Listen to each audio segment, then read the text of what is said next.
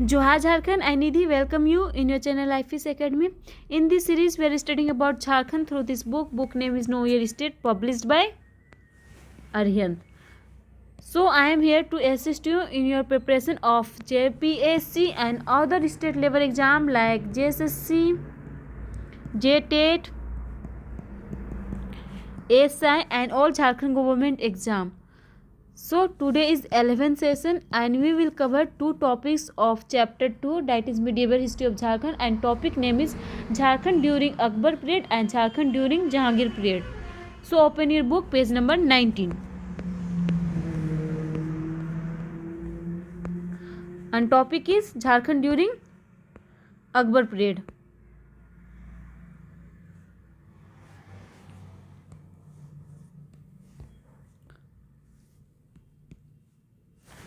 So first point, Akbar was the third and one of the greatest ruler of Mughal dynasty.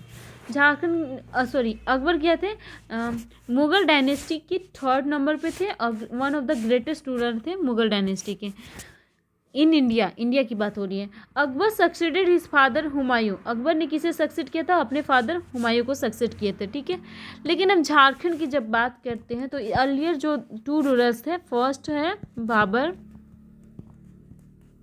And second है हुमायूं. ठीक है, तो इन दोनों का इम्पैक्ट जो है, इन दोनों का इम्पैक्ट झारखंड में देखने को नहीं मिलता है. ठीक है, जब मुगल डायनेस्टी की बात करते हैं तो मुगल डायनेस्टी में बाबर और हुमायूं का इम्पैक्ट झारखंड में देखने को नहीं मिलता है. फर्स्ट टाइम मुगल डायनेस्टी का इम्पैक्ट अगर झारखंड में देखने को मिलता है तो वह है बाबर. किसका है? बाबर. और ठीक है, और कहाँ पे मिलता है तो ये भी बहुत इंपॉर्टेंट हो जाता है. तो फर्स्ट टाइम झारखंड का अकबर का जो अटैक हुआ था, कहाँ हुआ था? तो वो हुआ था कोकड़ा में. ये कोकड़ा क्या है? तो ये कोकड़ा छोटा नागपुर का नाम है. छोटा नागपुर में जिस नागवंश का जो शासन था उस एरिया को मुगल डायनेस्टी वाले लोग कोकड़ा कहते थे. ठीक है, तो अकबर का फर्स्ट अटैक कहाँ हुआ था? कोकड़ा में हुआ था. कब हुआ था? 1585 में हुआ था. और उस टाइम कोकड़ा में नागवंश में किसका शासन था? तो वो थे मधु सिंह. ठीक है, तो ये एक पॉइंट है जो आपको याद रखना है. ये एक नंबर का क्वेश्चन हो सकता है कि first time Mughal invasion Jharkhand में कब हुआ था? तो वो हुआ था 1585 में. फर्स्ट टाइम मुगल इन्वेजन जब झारखंड में हुआ तो कहाँ हुआ था? कोकड़ा में हुआ था. उस टाइम कौन यहाँ के राजा थे? नागवंश डायनेस्टी के कौन रूलर थे? तो वो थे मधु सिंह. ये इंपॉर्टेंट क्वेश्चन हो सकता है. ठीक है, नेक्स्ट देखते हैं क्या कह रहा है book. During this time the following clans were ruling in Jharkhand. किनका किनका शासन था? तो एक नागवंश का, नागवंश इन कोकड़ा, कोकड़ा यानी कि छोटा नागपुर. सेकेंड है चेरो डायनेस्टी इन पलामू. पलामू समझ रहे हैं ना कहाँ पे है? इस लेफ्ट साइड वाला एरिया में है. अगर हम झारखंड को इस तरह से देखते हैं तो ये हो गया आपका लेफ्ट वाला एरिया जो है वो हो गया पलामू. ठीक है, और फिर जब हम पूरा बना ही लेते थोड़ा सा, ये आपका हो गया सिंहभूम का एरिया, ये हो गया, और ये हो गया छोटा नागपुर. ये तीन प्रोमिनेंट थे. ठीक है, पलामू, छोटा नागपुर एंड सिंहभूम, ये तीन इम्पोर्टेंट थे. ठीक है, जब हम झारखंड की बात करते हैं. बाकी छोटे छोटे और भी किंगडम्स थे. ठीक है, तो छोटे छोटे किंगडम्स उतने मायने नहीं रखते जितना ये तीनों रखते हैं, क्योंकि इन तीनों का हम लोग आने वाले टाइम में चार जो हम पढ़ने वाले हैं चारों में हम लोग इनका इम्पैक्ट इन तीनों रीजन की बात ज़्यादा करेंगे. ठीक है, तो फर्स्ट है Nagvanshi in Kokrah, second Chero in Palamu, third सी डायनेस्टी इन सिंहभूम. इसके अलावा जो स्मॉल किंगडम्स है जैसे कि रामगढ़ किंगडम्स है, पंचायत किंगडम्स है, इसमें अकबर का इम्पैक्ट देखने को मिलता है. ठीक है, तो देखते हैं नेक्स्ट पॉइंट क्या कह रहा है. Next point, at the time of Mughal invasion, the ruler of Nagvanshi was Madhu Singh, who did not accepted the possession of Mughal. Due to this, Akbar under the leadership of General Shahbaz Khan Kambu in 1585 attacked Naga dynasty and defeated them. इस statement में ये है कहा जा रहा है कि Mughal invasion के टाइम में जब नागवंश में किनका शासन था? मधुसी का शासन था. तो उन्होंने मुगल पोसेशन को अपनाने से मना कर दिया, डिनाई कर दिया कि उनके अंडर वो नहीं रहना चाहते हैं. तो इस पे अकबर ने क्या किया? अकबर ने अपने जनरल शाहबाज खान को भेजा कब भेजा, तो 1585 में भेजा और उन्होंने मधुश्री को डिफीट किया। ठीक है, तो यहाँ पे इनका मेन रीज़न जो था यहाँ आने का, छोटा नागपुर एरिया में कैप्चर करने का, वो रीज़न इसलिए था क्योंकि यहाँ पे क्या मिलता था, डायमंड मिलता था, डायमंड मिलता था। ठीक है, डायमंड। नेक्स्ट पॉइंट देखते हैं। Akbar took the possession of all 3 dynasties that were Naga dynasty, Chero dynasty and सिम डायनेस्टी। जी देखिए 3 इंपॉर्टेंट डायनेस्टीज है झारखंड में, ठीक है, प्रोमिनेंट है, और उन तीनों पे पोसेशन हो गया था। किसका हो गया था, तो अकबर का हो गया था। नेक्स्ट पॉइंट क्या कहता है, during the time of Akbar the Mughal were entered in Singhbhum region. Akbar के टाइम में मुगल कहाँ पे इंटर किए, तो सिंहभूम में किए। और डाइट time the ruler of C dynasty in Porhat were, उस टाइम पोरहाट में कौन कौन थे, तो लक्ष्मी नारायण सिंह थे, नरपत सिंह वन थे, कमलेश्वर सिंह थे, रंजीत सिंह थे। कौन, ये 4 लोगों का नाम बता रहा है, लेकिन इनमें से एक के बारे में हम आपको बताना चाहेंगे, लास्ट वाले रंजीत सिंह की बात जब हम कहते हैं। तो 1592 में क्या हुआ कि मानसी ने रंजीत सिंह को अपना बॉडीगार्ड बना लिया था। ठीक है, मानसी जो थे, मानसी, उन्होंने 1592 में रंजीत सिंह को अपना बॉडीगार्ड बना लिया था। ठीक है, अंगरक्षक जिसको हिंदी में कहेंगे। और इसके बाद नेक्स्ट आते हैं। नेक्स्ट क्या है,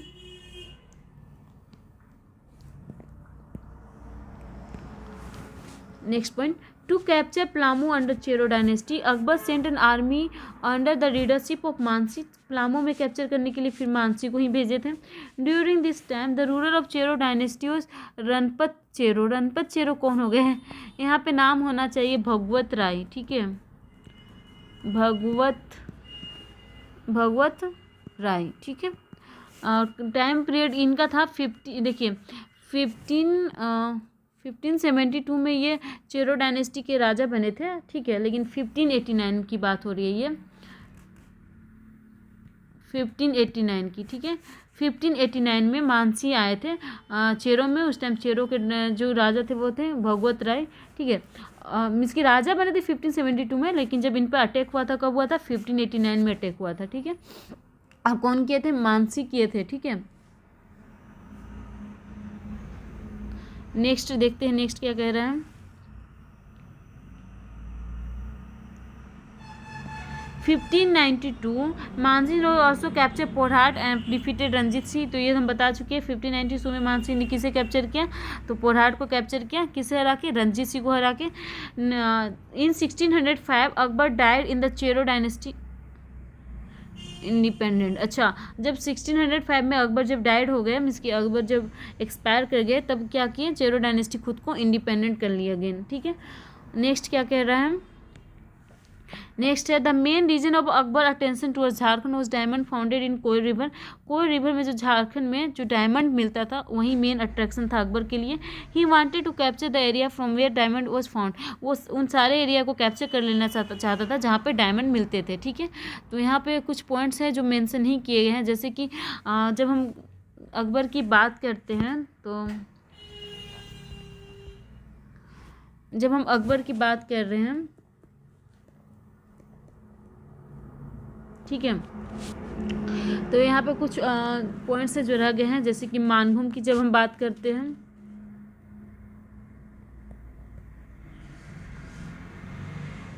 तो मानभूम में मानसी जो कब इंटर किए, मानभूम में मानसी इंटर किए थे 1592-91 में।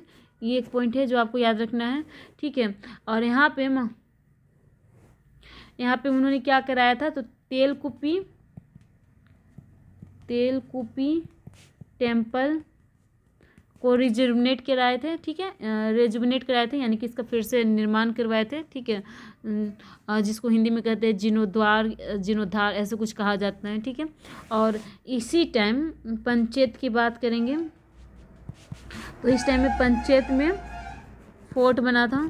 ठीक है, यही टाइम पीरियड है जब पंचायत फोर्ट बना था। ठीक है, और जब हम बंगाल का राजमहल की जब हम राजमहल की बात करते हैं, ठीक है, तो राजमहल को बंगाल का कैपिटल बना दिया गया था, कैपिटल ऑफ बंगाल। ठीक है, इस टाइम हम लोग क्या देखते हैं कि अकबर के टाइम पे कैपिटल ऑफ बंगाल कौन था, तो राजमहल था।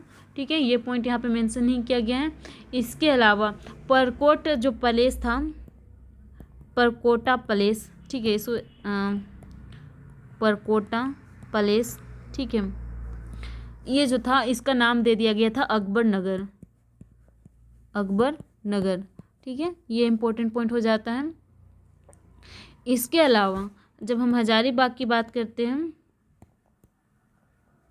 तो हजारीबाग में 2 प्लेस हैं, 6 एंड चंपा, ठीक है, तो 6 एंड चंपा जो है इसे बिहार में ऐड कर दिया गया था। कहाँ पे? बिहार का गवर्नर में, ठीक है। और ये किसके अकॉर्डिंग है? तो ये आईने अकबरी के अकॉर्डिंग है, ठीक है, आईने अकबरी के अकॉर्डिंग। और इस टाइम इन्होंने कितने टैक्स देने के ये राजी हो गए थे? ₹15,500 टैक्स। कितना? 15,500 टैक्स, ठीक है, ये आपको याद रखना है। और सारे पॉइंट्स तो हम बता दिए। हाँ, एक पॉइंट छूट गया है, जो यहाँ डायमंड मिलता था जिसकी वजह से वो अट्रैक्ट हुए थे, कौन? अकबर। तो यहाँ जो भी यहाँ एक वर्ड यूज किया गया है, जमींदार एक खां अरमा, ठीक है, कौन सा वर्ड यूज हुआ है? जमींदार ए खां अल्मा, ठीक है। तो यहाँ पे इस वर्ड का मतलब पूछा जा सकता है कि इस वर्ड का क्या मतलब है। तो इसका मतलब हिंदी में है हीरे के खान का मालिक, ठीक है, हीरे के खान का मालिक, ठीक है। तो इसे हम लोग इंग्लिश में क्या कह सकते हैं? Honour of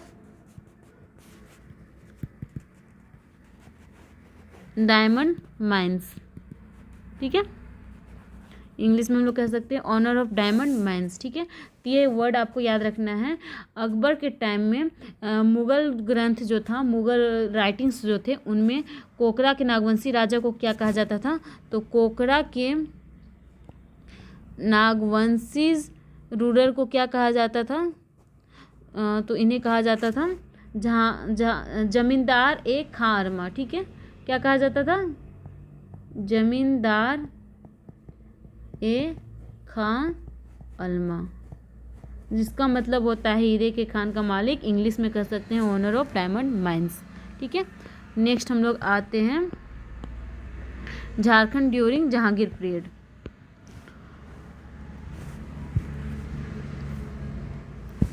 So, he was the 4th Mughal emperor who was the eldest surviving son of Mughal emperor Akbar। Akbar के eldest surviving son थे कौन? जहांगीर, ठीक है।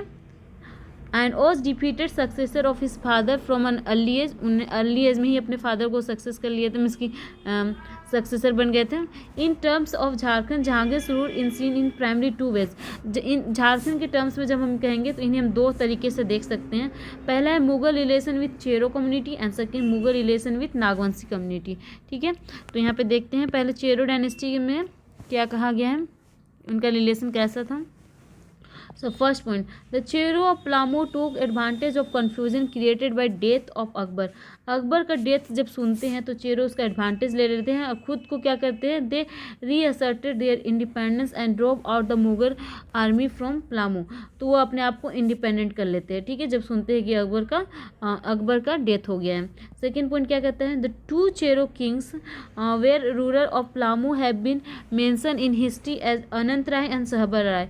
इसमें हम दो किंग्स को देखते हैं, किन्हें किन्हें? अनंत राय को एंड सहबर राय को। अनंत राय हैड सक्सीडेड भगवत राय। देखिए सबसे पहले महारत चेरो दिखे थे, ठीक है, हम आपको चेरो डायनेस्टी बहुत अच्छे से बता चुके हैं, फिर भी फिर से एक बार दिखा देते हैं। महारत चेरो दिखे थे, कब दिखे थे? 1538 में। उसके बाद भगवत राय दिखते हैं, भगवत राय देखिए ये दिखते हैं शेरशाह के टाइम, ठीक है, शेरशाह के टाइम। भगवत राय दिखते हैं अकबर के टाइम। अब भगवत राय कब दिखते हैं? तो 1572 से दिखते हैं। और उसके बाद दिखते हैं अनंत राय, अनंत राय एंड सहबल राय, सहबल राय, ठीक है, या फिर इसको सबल भी कहा जाता है कहीं कहीं पे, सबल राय, ठीक है। तो ये 2 हैं, ये दोनों किसके टाइम दिखते हैं? तो ये दोनों दिखते हैं जहांगीर के टाइम पे, ठीक है, जहांगीर के टाइम पे सबसे पहले अनंत राय दिखते हैं, उसके बाद सबल राय दिखते हैं, ठीक है। तो देखते हैं फिर क्या कह रहा है। Anant Rai had succeeded Bhagwat Rai and ruled for 31 years. He ruled during the early years of Jahangir reign, as mentioned by the Mirza Nathan के अकॉर्डिंग जब जहांगीर का जब शुरुआती दौर था उस टाइम पे किसका शासन था चेरो डायनेस्टी में, तो वो था अनंत राय का. In the second year of Jahangir, Afzal Khan the son of Abul Fazl was appointed the governor of Bihar. जो अफजल खान थे जो सन किसके थे, अफजुल फजल के थे. अफजुल फजल कौन है, तो ये एक पोइट है, इनकी बहुत सारे राइटिंग्स देखने को मिलते हैं. ठीक है, ये राइटर है. तो इनके जो बेटे थे अफजल खान, उसे क्या किया गया, गवर्नर बना दिया गया बिहार का. नेक्स्ट पॉइंट क्या कह रहा है, In 1605, on ascending the throne of Mughal Empire, Jharkhand gave Mansi's position to Afzal Khan. 1605 में जब मुगल एम्पायर में जहांगीर आ गए, ठीक है, अकबर को हटा के, तो जहांगीर ने क्या किया, मानसी का पोजीशन किसे दे दिया, अफजल खान को दे दिया. तो ये तो बात कर चुके हैं ना कि बिहार का गवर्नर बना दिया गया. इससे पहले मानसी थे बिहार का गवर्नर, अब कौन बन गए, अफजल खान बन गए. इन 1611 ही रीमैरिड ही मैरिड नूरजहाँ. 1611 में उन्होंने नूरजहाँ से शादी की. यहाँ पे ये इंपॉर्टेंट नहीं है, एग्जाम हमें झारखंड के पॉइंट ऑफ व्यू से पढ़ना है ना. In 1612 Jahangir made Jafar Khan as the subedar of Bengal. अब बंगाल का सूबेदार किसे बनाया गया, तो वह जाफर खान. बिहार का बनाया गया था अफजल खान को, एंड बंगाल का बनाया गया जाफर खान को. ठीक है. Jahangir order Jafar Khan to invade Kokrah as the area was known to be rich in diamond. तो ये सबको मिक्स कर दिया है, चेरो का बता रहा था फिर कोकरा का बताने लग गया, तो इसको हम बाद में जिक्र करेंगे. ठीक है, कोकरा वाला. अब हम चेरो देख लेते हैं. The Jahangir had order a campaign against Anant Rai. Jahangir ने क्या किया, कैंपेन ऑर्डर किया किसके अगेंस्ट, अनंत राय के against. But due to sudden death of Afzal Khan का 1612 में सडन डेथ हो गया, कैंपेन जो हुआ वो सस्पेंडेड रह गया. After the death of Anant Rai, Sahbal Rai become a powerful ruler of Palamu. जब अनंत राय का एक्सपायर कर गए, उसके बाद सहबल राय या फिर सबल राय क्या हुए, पलामू के पावरफुल लीडर बने. ठीक है. इसके बाद क्या हुआ, Jahangir order a Mughal campaign against Sabal Rai, capture him. Sabal Rai was brought to Delhi as the prisoner and made fight to tiger which resulted in his death. It is clear from this that Mughal Chero dynasty were tense during the Jahangir rule. यहाँ पे totally इसको हम थोड़ा सा अपने words में समझा देते हैं कि क्या हुआ एक्चुअल में. ठीक है. पलामू की जब हम बात कर रहे हैं तो चेरो डायनेस्टी की बात कर रहे हैं. ठीक है. जहांगीर के टाइम पे जहांगीर एंड चेरो की जब हम बात कर रहे हैं तो क्या हुआ, इस टाइम पे कौन कौन थे, तो पहले थे अनंत राय, बाद में बने सबल राय. ठीक है. इसको कहीं कहीं पे ये भी लिखता है सबल राय. ठीक है. तो जब अनंत राय थे उस टाइम क्या हुआ, उस टाइम अनंत राय ने किसे भेजा था, अफजल खान को भेजा था. कब भेजा था, 1611 में. ठीक है. लेकिन 1611 या 1612 में, बट सडन किसका इनका डेथ हो गया, किनका, अफजल खान का. ठीक है, अफजल खान का. और इस कारण से ये जो भेजे थे अनंत राय के पास कैप्चर करने के लिए, तो ये वाला सस्पेंडेड रह गया. ठीक है. उसके बाद अनंत राय 31 साल तक शासन किए, लेकिन अनंत राय की जब डेथ किए उसके बाद कौन राजा बने, सबल राय राजा बने. जब सबल राय राजा बने उस टाइम क्या हुआ, जहांगीर ने भेजा, किसे भेजा, किसे भेजा वो हमें पता नहीं है. ठीक है. हम इसकी जहांगीर ने सबल राय को क्या किया, दिल्ली इसकी इन्हें हरा के इन्हें दिल्ली लाया. और दिल्ली में यानी कि दिल्ली में क्या हुआ कि इन्हें टाइगर से फाइट करवाया गया. ठीक है. टाइगर से फाइट कराया गया जहाँ पे इनकी मृत्यु हो गई. तो यहाँ पे सबल राय एक चीज़ के लिए इंपॉर्टेंट हो जाते हैं, किस लिए, तो उन्होंने ग्रैंड ट्रंक रोड का निर्माण करवाया. ठीक है. जिसे कहते हैं जीटी रोड. ठीक है. जीटी रोड का निर्माण करवाया था किसने, सबल राय ने. ये इंपॉर्टेंट पॉइंट यहाँ पे है, जिसे इंग्लिश में मुगल वे में कहा जाता है सड़क ए आजम. क्या कहा जाता है, सड़क ए आजम. सड़क ए आजम. ठीक है. ये मुगल के टर्म्स में ऐसा कहा जाता है. और ऐसे कैसे क्या कहते हैं, GT road, grand trunk road. ठीक है. और ये कहाँ पे बनवाए थे, हजारीबाग में, चौपारण हजारीबाग में. किन्होंने, सबल राय ने. ठीक है. तो ये इंपॉर्टेंट पॉइंट था चेरो डायनेस्टी का. ठीक है. तो चेरो डायनेस्टी के साथ हम लोग जहांगीर का रिलेशन अच्छा नहीं देखते हैं. नेक्स्ट आते हैं हम लोग नागवंशी. इसके साथ इनका शासन कैसा था, तो नागवंशी के साथ कैसा था, एक पॉइंट दिया था. हाँ, ये point. Jahangir order Jafar Khan to invade Kokrah as the area was known to be rich in diamond.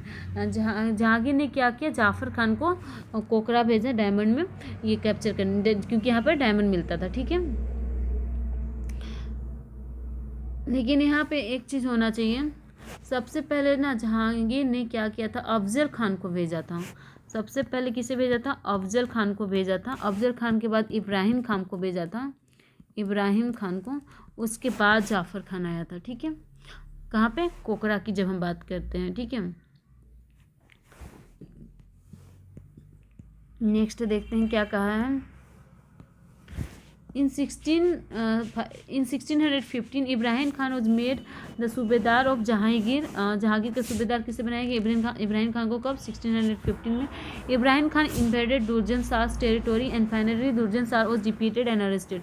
यहाँ पे क्या हुआ कि जब इब्राहिम खान को भेजा गया कोकरा में, ठीक है, कोकरा में, तो उस टाइम कौन थे यहाँ पे, किनका शासन था नागवंश में, तो दुर्जन साल का था, दुर्जन साल।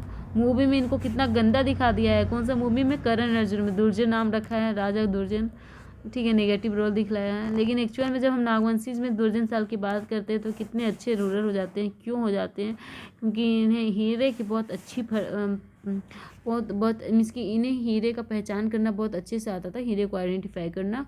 और इन्होंने जो अपनी राजधानी बनाई थी, कहाँ पे बनाई थी, दोयसा में ना, दुर्जन साल दोयसा में अपनी राजधानी बनाई थी, जिसे 100 साल तक ये राजधानी बनी रही, कहाँ पे, दोयसा में, ठीक है। और ये बहुत इंपॉर्टेंट हो जाता है क्योंकि यहाँ पे उन्होंने क्या क्या निर्माण कराया था, तो झरोखा था, ठीक है, नहीं क्या झरोखा, कुछ झरोखा था, झरोखा दर्शन था, ठीक है। इनका जो नवरत्न गढ़ था, महल नवरत्नगढ़, ठीक है, नवरत्नगढ़, यहाँ पे उन्होंने एक निर्माण कराया था, किस चीज़ का, झरोखा दर्शन का, झरोखा दर्शन का। ये बहुत इम्पोर्टेंट है। और ये यहाँ पे हम आपको क्या बता रहे हैं, हाँ हम ये बता रहे हैं कि जो दुर्जन साल है उन्होंने जब, अच्छा हम पहले ही बता दिए। एक्चुअली क्या हुआ कि देखिए इब्राहिम खान को कब भेजा गया, 16, थोड़ा स्पेस देकर बताते हैं।